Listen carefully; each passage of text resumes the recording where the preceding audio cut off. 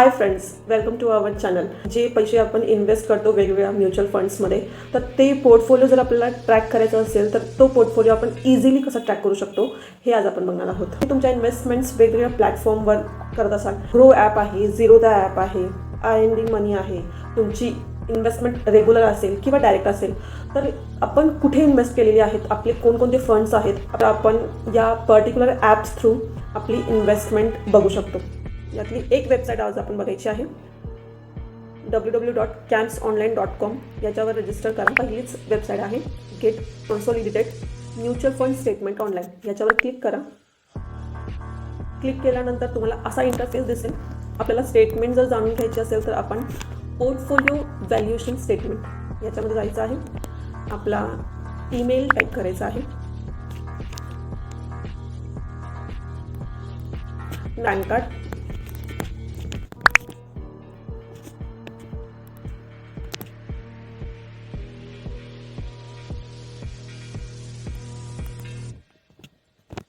नंतर आपण कोणकोणत्या म्युच्युअल फंडमध्ये आपले पैसे इन्व्हेस्ट केलेले आहेत हे बघायचं आहे.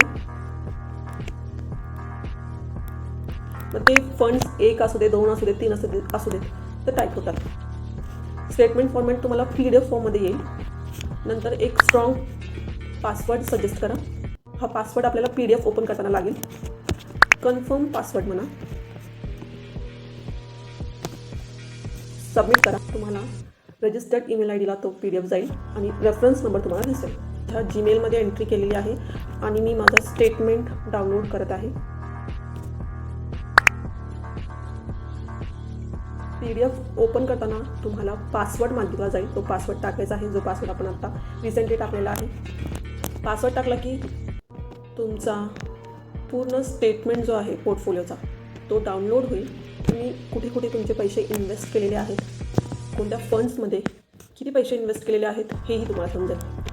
सो अशा प्रकारे आपण आपली सगळी इन्व्हेस्टमेंट इझिली ट्रॅक करू शकतो. नेक्स्ट व्हिडिओमध्ये आपण बघणार आहोत की जर आपल्याला आपली इन्व्हेस्टमेंट विथड्रॉ करायची असेल, आपले पैसे जर विथड्रॉ करायचे असतील तर ते कसे करायचे. नेक्स्ट व्हिडिओ बघायला अजिबात विसरू नका. सबस्क्राईब करायला अजिबात विसरू नका. व्हिडिओ इन्फॉर्मेटिव्ह वाटला असेल तर नक्की शेअर करा. कमेंट करून सांगा व्हिडिओ इन्फॉर्मेटिव्ह होता की नाही. व्हिडिओ आवडला असेल तर नक्की लाईक करा. Thank you. Mutual funds are subject to market risk. Please read all the scheme related documents carefully.